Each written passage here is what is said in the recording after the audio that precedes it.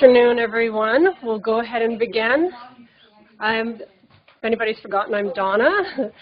Welcome to our second Senate meeting, and I'm visiting the West Campus, and I was noticing how many beautiful fountains you have on this campus. So it's just such a pretty campus, and I'm happy to be able to come down here.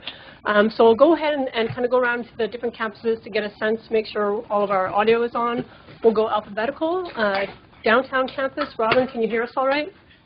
Yes, we can hear you just fine. Thank you. And how about Nancy at Polytechnic? We can hear you. Thank you. Joan, Tempe? Yep, we can hear you. Thank you. And then, of course, Owen is sitting here beside me, so I think we're good. And just a quick reminder that if we lose video, we'll take a 10-minute recess. If we lose, but if we still have audio, we'll continue. If we lose audio and video, then we'll just adjourn the meeting and pick it up next month at meeting 3. All right, and then just before we get started, we'll go ahead and just do a quorum, so you all have your clickers. Remember, just because the screen's not working doesn't mean anything. So go ahead and just select your campus for me, please. Thank you, everybody.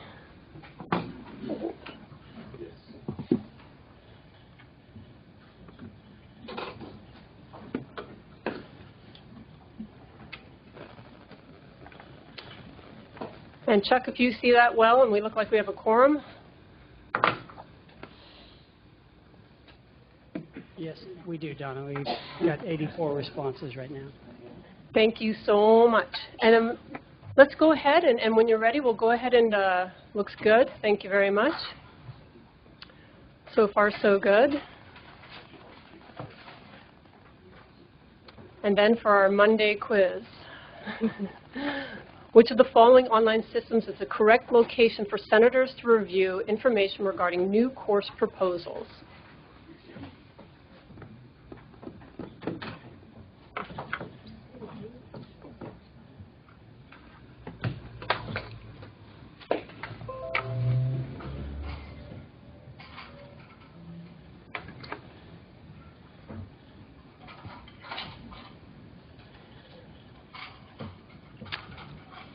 Looks like our numbers have slowed down.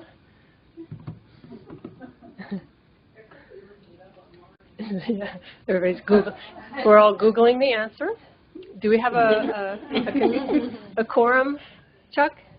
Well, yes, we're waiting on a couple of people to make their guess. We don't want to shortchange them here. All right, fair enough. Fair enough.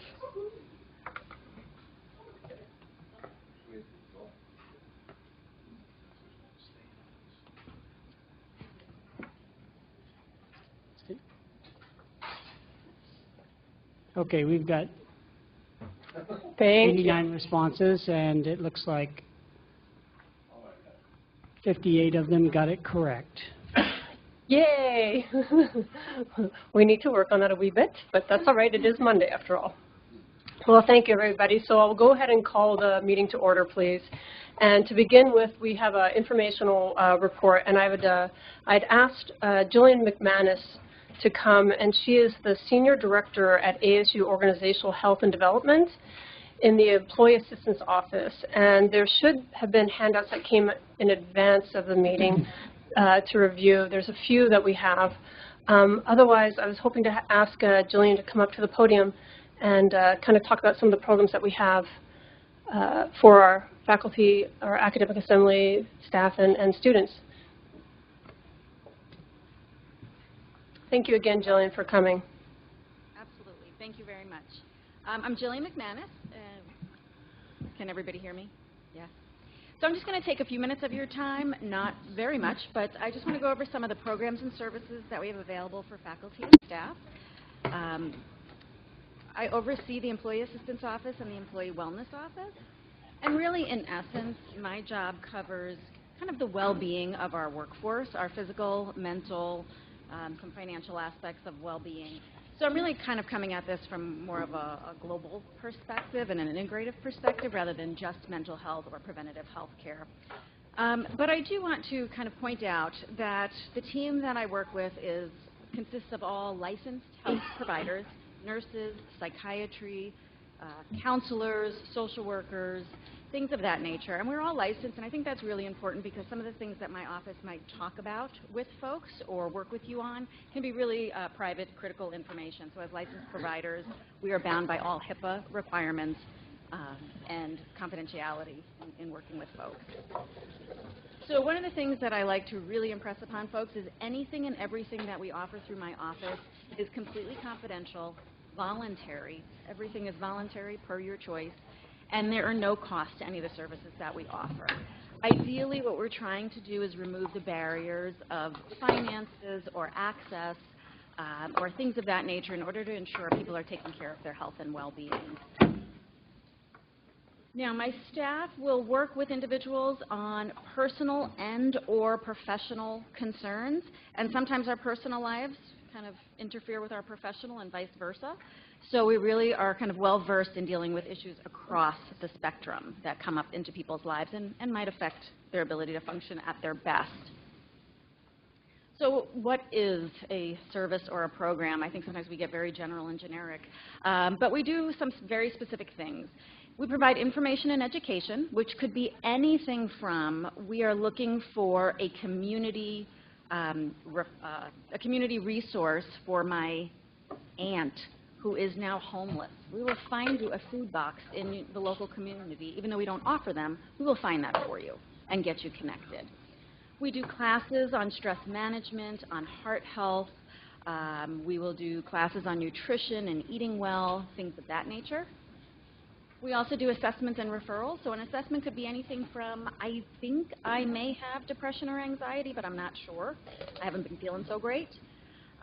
So we will help assess what's going on and what maybe the best interventions might be. Sometimes that's all people want to know. They want to kind of get the assessment, figure out where things are going, and then get a referral for longer-term care or for a referral into the community. Actually, over the past couple of weeks, several of the school districts around the county have been doing signs of suicide and things like that. And we've had several parents come in and say their teenagers, had some questions or wanted to talk with somebody. So we're able to kind of go through that and assess how are we doing, what do we need, what kind of risk level is this child at, and connecting them with what might be the best intervention for them. We also do health screenings, mini health screenings we offer every single month around the university, usually several times on the Tempe campus and at least once a month at every other campus. And these screenings are, you register for an appointment, we do height, weight, BMI, body mass index. We will do a venous draw and do cholesterol levels, glucose levels, things like that. You get those results, and that is for you to share with your doctor or just kind of keep tabs on your own health. There's no fees or anything like that. We also provide brief counseling up to 6 sessions. That can be anything, personal, professional. It can be marriage, it can be family, it can be whatever is going on in your lives. And that is free. There are no co-pays. We don't bill insurance. All of that just stays in-house, so it's very easy to access. And then we were talking about, Deb Clark and I were talking about some of the consults that our office will do. So my office will speak with folks if they have concerns about the mental health or well-being of a colleague, of someone on campus, how to approach someone, how to get someone help. If there's a dangerous behavior that you've noticed, and we want kind of a psychological perspective on what is the level of risk being presented on campus, we will help with those and have telephone consults or meetings with you all to help work through those processes. And crisis support. We're not a crisis team. We are not there 24/7. We're not there after hours or anything like that. But when there is some kind of critical incident on campus, we will respond and help support the individuals or the team that might be affected. We have a very large community, and we have losses on campus sometimes, and we will help debrief with the team, help folks recognize what are the signs and symptoms of normal grief, how to support one another, and what to do if things are not going so well.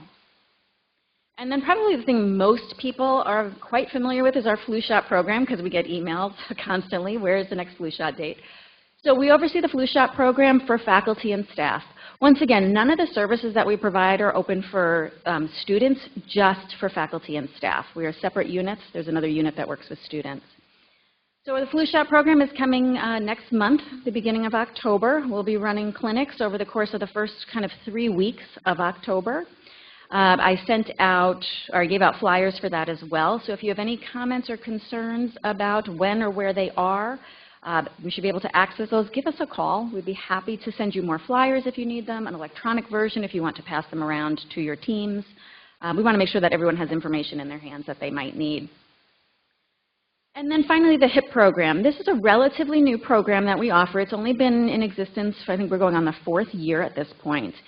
And the Health Impact Program is a program designed to engage folks in preventative health care measures. We know that people that engage in preventative health care have better health outcomes. So this program is really designed just to prompt, remind you, and incentivize you with a very small incentive payment, up to $200, minus taxes. But up to $200 every year for engaging in preventative health care. Things like getting your teeth cleaned annually, going to the eye doctor on a regular basis, getting a well woman or well man exam, getting a flu shot, taking a health risk assessment so you have some solid information about where your health risks are and where your strengths may be. So that is an opt-in program that individuals self-report their preventative health care behaviors. You earn points over the course of the year. If you get 500 points, you will be getting that $200 incentive the first quarter of 2019. It will then start again in January. Every January it rolls over once again. I see some people shaking their heads. They've gotten their payment. This year, there have been some increases to our benefits. So we're really trying to let folks know that this program can supplement that increase just by engaging it. You can kind of clear the balance there. You also have information about the HIP program. It will give you information about how many points there are, how to register, how to log on. One of the things I tell people with any program, you can push a program out there, but if you don't have a contact person to help you through it, it kind of is worthless. So one of the things that we have a nurse on campus that is dedicated to this program. If you can't sign on, sign in, you don't know how to get your last few points, she will literally come to your office. She will sit down and help you through it. Okay, that's Liz Badalamente. So these are the basic programs that we offer during the course of every year to try and keep you focused on your health and well-being so you can then focus on the health and well-being of our community, our students, and do the work that we really are all here to do. So why is this important? This is my 2 minutes of education. I just cannot get in front of a crowd and not say some of this stuff. So one of the things that we know to be true is that 1 in 5 adults suffer with mental health conditions in any given year. This is common. It is common to have an experience of anxiety or depression or grief, more common than some of us are willing to admit or realize. 1 in 4 adults have 2 or more chronic health conditions. Our programs are designed to help you monitor your own health, not to do it for you or tell you what to do, but to give you the tools necessary to manage and monitor these things. Depression, really common condition. If untreated, people will miss 22 to 32 days of work a year. That is a lot of missed time. When it is treated, we can drop that down significantly, really significantly. And then my last point, 80% of high-risk drinkers are employed full-time. This does not mean addiction. This does not mean abuse of alcohol. It just means when people are drinking at higher levels, they tend to have worse health outcomes.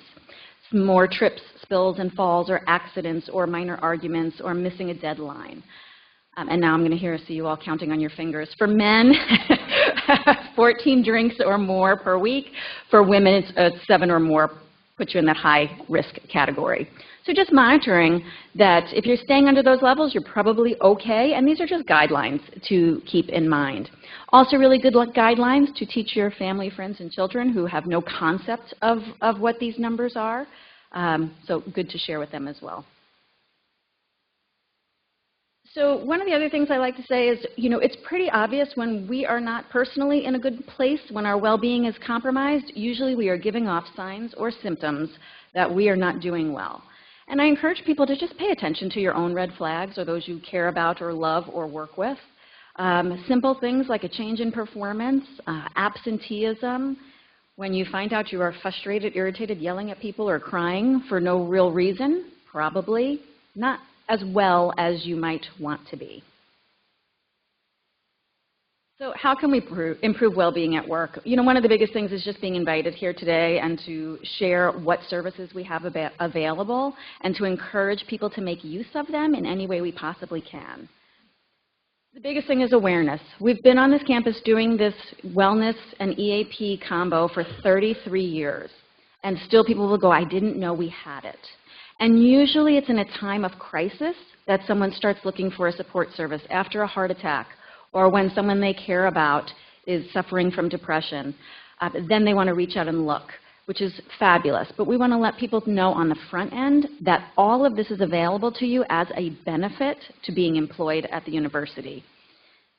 And really how to keep that awareness going is by communicating in venues like this, in your units, throughout your departments and your colleges, connecting folks who might benefit from knowing about who we are and what we do, supporting one another. The biggest thing is creating a community that cares about one another, that supports one another, and that focuses on our well-being as a top priority. And then engaging in whatever is valuable, helpful, or salient to your needs and desires. So, that is my big spiel for the day. Just wanted to make sure you were all aware. But I do want to answer any questions. I know a lot of times people have questions about either the HIP program or flu shots or how do you access a mental health benefit? What do you do? If there are any questions, I'd be happy to take them. Yeah, we have a question from West Campus. We'll start here. Okay. Yeah. Hi. Sorry. So I just had a question about the.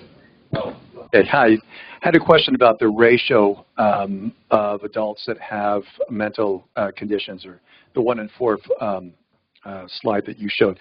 I'm just curious whether that number is higher or lower for late youth, and I'm thinking about our teens, our first-year students are coming into ASU, whether that number is greater or lower. So that number is for adults, so it's 18 and over. We are having more and more concerns with younger individuals, and I'm not sure where I'm looking. Should I look at the screen or up here? Screen? Okay. I just want to talk to them.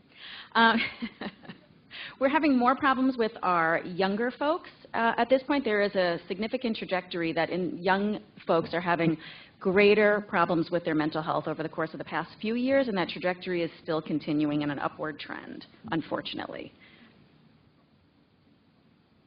There was a question here in Tempe. Yeah, do we have any questions in Tempe? Thank you. If you could announce yourself and what program you're with too, please. Roger Winthrop, School of Earth and Space. So I've been here for a long time, 31 years. I've not seen it all to have a student in my class last fall who was at the Las Vegas shootings. Needless to say. We can't hear you from West. Is this better? Thank you.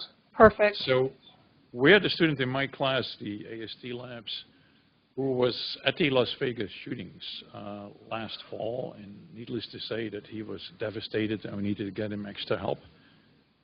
So I put this ASU counseling phone number and website on my class website. I urge everybody to do this. As I started out saying, I thought I had seen it all last year, and then this semester, 2 weeks ago, within 1 week, I had 2 students who were affected by shootings, one of which got shot during a fraternity party, and another one had his brother killed at the Jacksonville mass murder a number of Sundays ago. And the reason I bring this up, I think it's really important to monitor these kids, because at the moment they both think they're doing okay, but I'm not sure. And I think it's really good that students like this or anybody else who is under great duress that they get referred to counseling services. Absolutely. Thank you so much for sharing that. I absolutely agree. And it does take a community, because we have, on the student side, they have 30 or 40 counselors. On my side, we have 4. So we're a small group of individuals. We really rely on all of you to be the eyes and the ears and to share your concerns and observe behaviors when a student or a colleague is not doing well, and to take action. Because that is really the most helpful component when someone cares about an individual enough to ask how they're doing and can they help them to find help. Most impactful way of getting someone the support that they need. So thank you. the critical thing for me was to, so I kept some emails of a few years ago, and of course that person was no longer in charge, so I had to go to the provost who referred me to James Rund, I think it was. And so in the end, there was an email address that is generally read by people who deal with this. It's called Dean of Students at ASU.edu. So if you see anybody in serious distress, I think you need to refer them to those people. Absolutely. Thank you. Yeah, and thank you indeed. Let me see if anyone in Polytechnic has some questions for Jillian. We have another question. We have another question here, Donna. Hang on. Thank you, John. Hi, my name is Bill Fabricius. I'm in psychology, and regarding this issue, it's just I've been wondering for a little while whether it might be useful for the university to do a general assessment of our incoming freshmen. In psychology, we have lots of tools for assessing mental health with relatively short surveys. I'm just wondering if amassing a database where we could look at historical trends, or we could look at different group rates of risk factors, not on an individual basis, but just, it would be anonymous, but it would be a database of what our incoming class looks like and what are the trends and where we might focus information. So I'm just wondering if people might think that's a good idea. There are, actually on the student side, there are regular annual surveys that are done around behavioral health, physical health, substance use, a variety of factors that are done on an annual basis to kind of assess where our student body is, what the trends are, because programming then is kind of managed through what the spikes they're seeing and what prevention efforts that they can take. So absolutely, that is being done, but I will absolutely share it with my colleagues on the student side to see if there's some more that can be done. Thank you. Any other further questions in Tempe? No, I don't think so. All right, then let me go ahead and see if anybody has questions on Polytechnic campus, please. No questions from Poly. All right, and thank you. And on downtown? Robin? Looks like we don't have any questions. Thank you. Thank you, Robin. All right, well, I thank you again, Jillian, for coming and sharing this information. Very valuable. Appreciate your time. Thank you very much.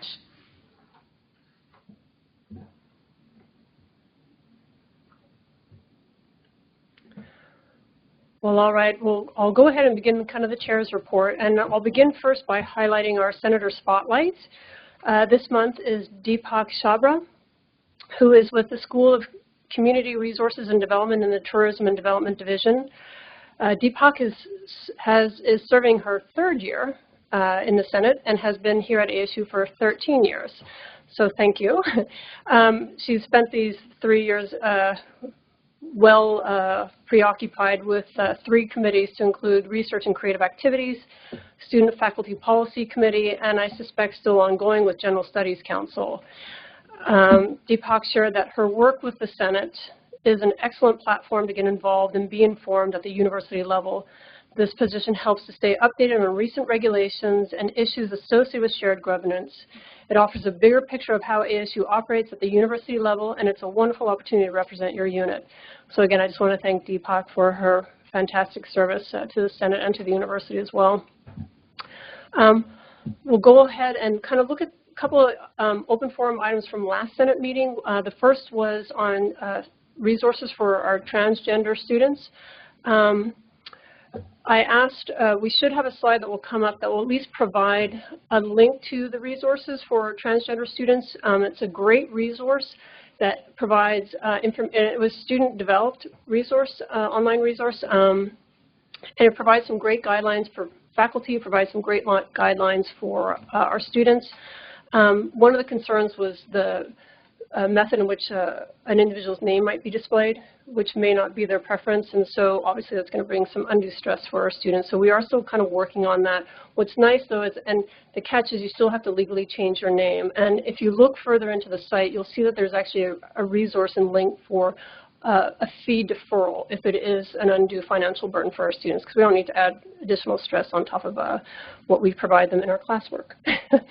So that's one piece I just wanted to share with you, and that we're looking to see how in Blackboard and then in Canvas can we alter that so it displays the name of choice. Another issue that was, or concern that was brought up at Open Forum at the first Senate meeting was about liability insurance that was being requested through the Herber Institute.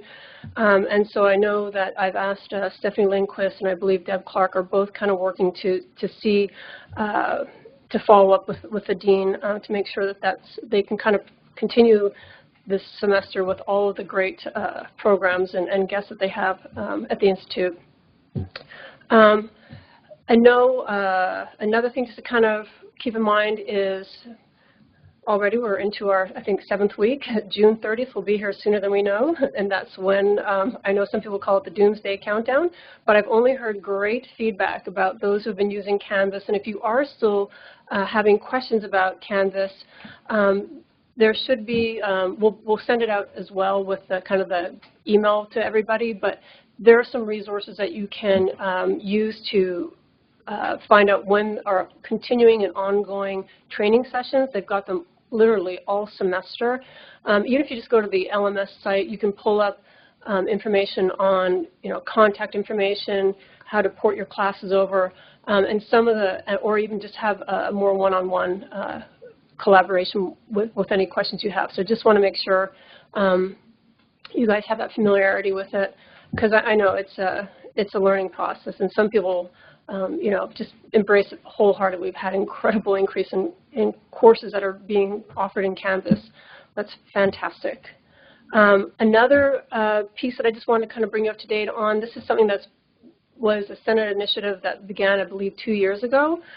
And it's a new link in the ACD. It's as I'm sure you'll all remember, ACD 304-11. But what it is about is it's very similar to the policy that we have for our student athletes and or for students who are involved in activities associated with the university.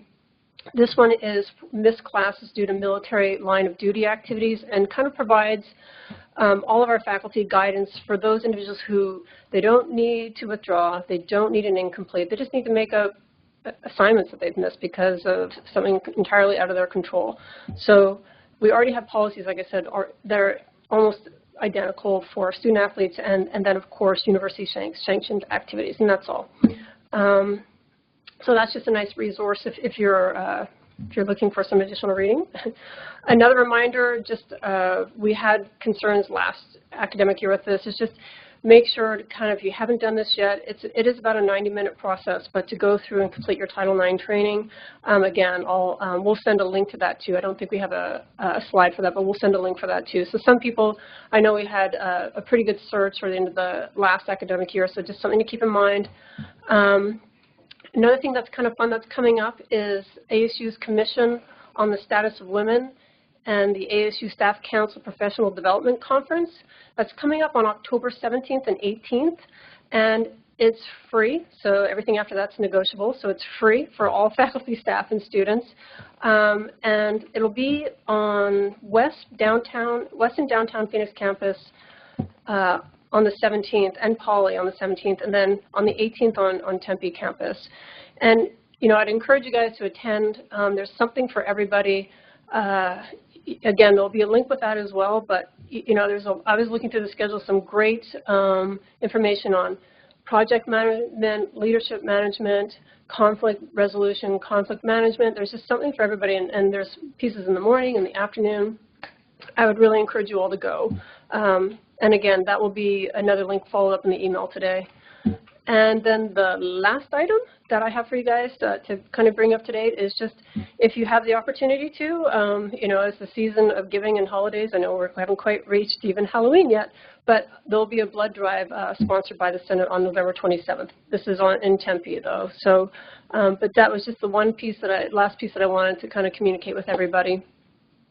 And then with that, if all is well, I'll go ahead and start with our new business, and I'll ask Lily Wang if she would come up. Remember, she's our CAPC chair, and if you could just kind of introduce walk us through some of the new motions on the first read, please. Thank you, Donna. Hi, everyone. The following motions and proposals will be taken up at the CAPC meeting this Thursday, September 27th, and then will be brought back to the Senate for a vote at our next meeting on October 29th. So if you have any questions, concerns, or suggestions, please get them to me, preferably by Thursday, so we can make sure that they are addressed at the CAPC meeting. And certainly let us know before the next Senate meeting so we can make sure that all parties that have an interest can be represented. The items listed in Appendix A will be brought up at the CAPC meeting, but will not be brought up here before the Senate. So if you have any questions or concerns or suggestions, please get those to me by Thursday morning. So here are the motions. Request from the College of Liberal Arts and Sciences, School of Historical, Philosophical, and Religious Studies for the establishment of an undergraduate certificate, Sports, Cultures, and Ethics. Request from the new College of Interdisciplinary Arts and Sciences, School of Mathematical and Natural Sciences for the establishment of a graduate program, MS Biological Data Science. Request from the new College of Interdisciplinary Arts and Sciences, School of Humanities, Arts, and Cultural Studies for the establishment of an undergraduate certificate, Arts and Humanities in Games. Request from the new College of Interdisciplinary Arts and Sciences, School of Science, Social and Behavioral Sciences for the establishment of an undergraduate certificate, Communication Training and Assessment. Request from the College of Public Service and Community Solutions, School of Social Work for the establishment of a graduate certificate, Domestic Violence and Evidence-Based Practice. Thank you. Thank you, Lily. So those are our first reads. We'll come back at our next Senate meeting and vote on those. And then for old business, these are items that we will vote on. This is our consent agenda. I'll ask Lily to come back again and read through our course proposals that were probably sent to you about a couple of weeks ago for your review. So the following motions and proposals were approved at the last CAPC meeting on August 30th. So request from the College of Liberal Arts and Sciences, School of Historical, Philosophical, and Religious Studies for the establishment of an undergraduate certificate, for the disestablishment of an undergraduate certificate, Southeast Asian Studies. Request from the College of Liberal Arts and Sciences, Department of Psychology for the establishment of a graduate certificate, Applied Prevention Science. Request from the College of Liberal Arts and Sciences, School of Earth and Space Exploration for the establishment of an undergraduate certificate, Field Geology. Request from the College of Liberal Arts and Sciences, Dean's Office for the establishment of an undergraduate certificate, Veteran Society and Service. Request from the College of Liberal Arts and Sciences, School of Historical, Philosophical, and Religious Studies for the name change of an undergraduate certificate from Political Thought and Leadership to Political History and Leadership. Request from the College of Nursing and Health Innovation for the disestablishment of a graduate certificate, Biospecimen Repository Administration. Request from the Ira A. Fulton Schools of Engineering for the establishment of a graduate degree, MS in Robotics and Autonomous Systems. Request from the new College of Liberal Arts and Sciences, School of Mathematical and Natural Sciences for the establishment of an undergraduate degree, BS in Computational Forensics. Request from the new College of Liberal Arts and Sciences, School of Mathematical and Natural Sciences for the establishment of an undergraduate certificate, Applied Cybersecurity. Request from the new College of Interdisciplinary Arts and Sciences, School of Mathematical and Natural Sciences for the establishment of an undergraduate certificate, Data Science. Request from the College of Public Service and Community Solutions for the name change of a graduate degree from MS in Program Evaluation to MS in Program Evaluation and Data Analytics. Thank you. Thank you, Lily. I'll go around to the 4 campuses and see if anyone has anything they'd like to remove from the consent agenda. So we'll go ahead and again start with Robin on the downtown Phoenix campus. Anybody? No, we're good. Thanks, Donna. Robin. And I'll go ahead and Nancy, anyone on Polytechnic campus, please? Nothing to remove. Thank you. Joan, anyone in Tempe? No, I don't see anyone. Fantastic. And anyone here on West? I think we look good. Fantastic. Well, great. Well, I'll go ahead and call a vote. If you all could make your selection, please.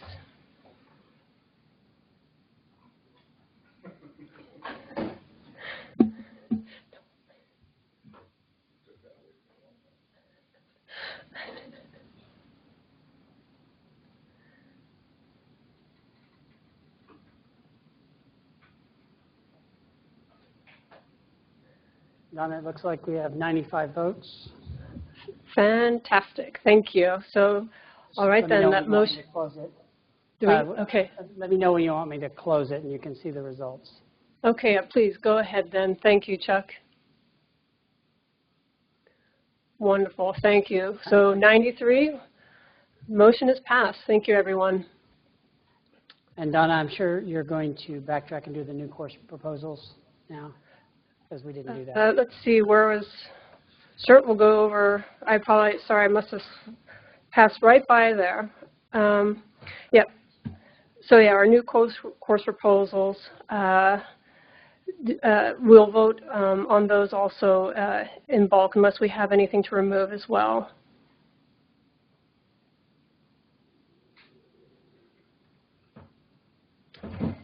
So did you want to go around to the campuses and ask? Sure. I'm sorry. So again, I'll start again with downtown. We'll just continue alphabetically. Anything to remove from the new course proposal? That brought out some concerns.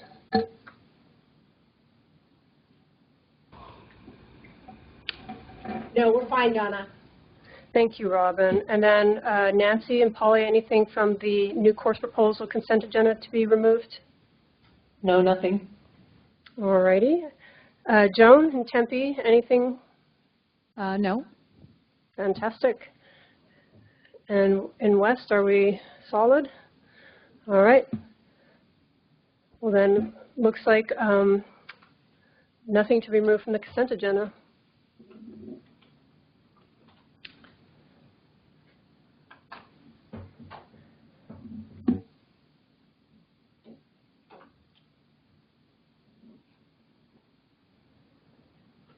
And if Chuck, you could tell me when it looks like we have a slowing of the numbers. Okay, I'll do that. Thank you.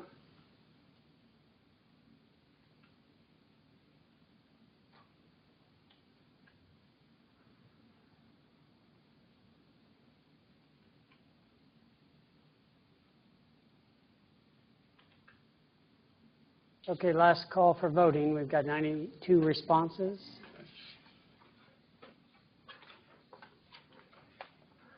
Let's go ahead and close the vote then, please, Chuck. 94 yes, 0 no, 2 abstain. Well done. All right, then that motion is passed too. Thank you, everyone. And then we'll go ahead and we have just 2 committee chair reports. We'll have maybe first Hongmin Lee, chair of the Personnel Committee, if she would please come and provide a report summary.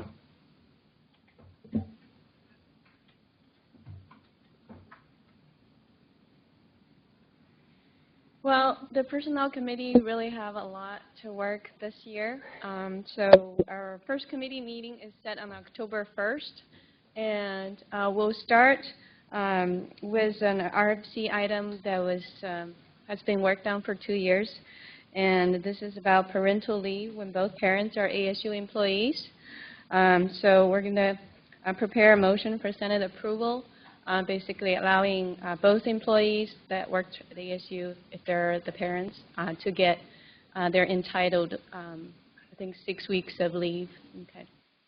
So, and we're going to spend a lot of our time and energy on RFC 124, which is a salary and merit pay system. So our goal is to move this up in the decision makers' priority list. Obviously, to make that happen, we need a lot of data. And so all senators are encouraged to contribute your discipline-specific salary comparison data. So because salaries vary by discipline, so we would like to get your discipline-specific data. So if you're willing to do that, it would be highly appreciated. And two other things relating to salary that we would like to bring to the attention of decision makers are the transparency and salary comparison issues. So last time we polled senators, a lot of you are not very happy with how the system works because you don't really know a whole lot about it. So we would like to get the system to be more transparent so people know what's going on. Okay.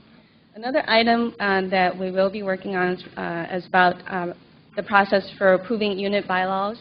There's a request for moving this faster. So we're thinking about ways of creating templates for fast bylaw approvals if that's necessary. Okay. And there is an item that's forwarded by the non-tenured eligible subcommittee about payment for sick time hours. So right now, I think everyone are accruing sick hours over time, but we don't really know what to do with it, and we're not sure whether that brings us any benefit. So we'd like to get more information about that, and hopefully, can become a real benefit. And also, there's another item that brought forth by the NTE subcommittee. This is the RFC 172. It's about how ASU Online is to be funded and how that relates to each academic unit. So we would like to delve deeper into the issue, to understand the issue, and see how that can be explained or rationalized. And also, NTE subcommittee is going to, we're going to staff 7 members to that subcommittee, and they will be working on a series of issues relating to instructor career development, funding, sabbatical type of leaves, and also career paths, and among other issues. So maybe throughout this process, if any senators are willing to contribute to that committee, please contact Dave Wells, who's going to be leading the subcommittee.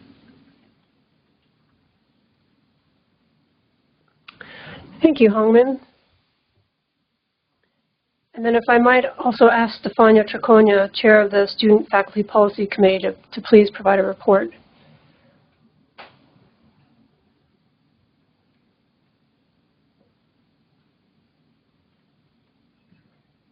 The Student Faculty Policy Committee is already hard at work. We had our first meeting on September 14, and here are some of the items on the agenda. We're working on developing a document containing guidelines for faculty-student interactions on social media platforms. Once finalized, the document will be submitted to the Provost's office for review and then distributed to faculty. Then we are in the process of writing a motion that would require students to withdraw 3 or more times from the same course to consult with either an advisor or the instructor or both to receive approval before enrolling in the same class. We're working on a proposal that would require online students to have a photo ID on file with ASU. We've been pushing for this for years now, as part of the acceptance process into the online program. And we're planning to propose a revision to ACD 804, Tobacco-Free Campus, to include a ban on vaping. And finally, we're working on including the open access policy, which was approved last year by the Senate in the ACD manual. That's it. for now. It's a full slate. Thank you, Stefania. Both Hongmin and Stefania have full plates to work on. And that's all we have for our reports. I'd like to open up the forum for any questions, please. And I'll just go around the different campuses again and start with downtown. Anybody have anything? No, we don't have any questions. Thanks, Donna. Sure thing. Thank you. Nancy, in Polytechnic, anything that we can help with? No questions here. All right. Anyone in Tempe? Yes. Yes, I'm John Mitchell from the School of Film, Dance, and Theater, and last meeting, my colleague Crystal Griffith, who is not here today, brought up the issue of the guest artist and the insurance and the terrible troubles we are having. I want to report that after speaking with our business manager that things have gotten a lot better, so I want to thank you very much, thank the Senate President for bringing this to the attention of the powers that be, so that I understand they're looking for a long-term solution, but in the meantime, they're working very closely with us to make sure that these artists can get to campus and can work with our students. So thank you once again. John, that's wonderful news. Thank you very much. Any other questions in Tempe? No. Okay, thank you, Joan. Anyone here in West? Please. We're just grabbing a mic quickly. Sorry. Hi, so this is a question about Canvas and, I guess, transgender students. So by default, Canvas displays a people link, and I think that should be hidden because I did have an issue this semester with a transgender student whose name has not been officially changed yet. And I didn't realize that this is my first time using Canvas, and the student saw that their name was displayed to all other students. So I think for privacy issues, that should be hidden by default before an instructor can have a chance to hide it. But is there anybody that I should notify about that to make that change or to request that change? Yeah, that's a great question. I know in the UTO office, there are several people working. It is a default, so they're working on this now, and I believe looking for a solution before the end of this semester. But I know that doesn't help people going back, but hopefully going forward, we'll have a better solution. But I can definitely follow up and gain some more insight. We're currently doing it, came up with our last Senate meeting as well. So I appreciate your sharing that with us. Sincerely. Any other questions in West Campus? Well, thank you, everyone. Have a wonderful afternoon, and we are adjourned. Thank you.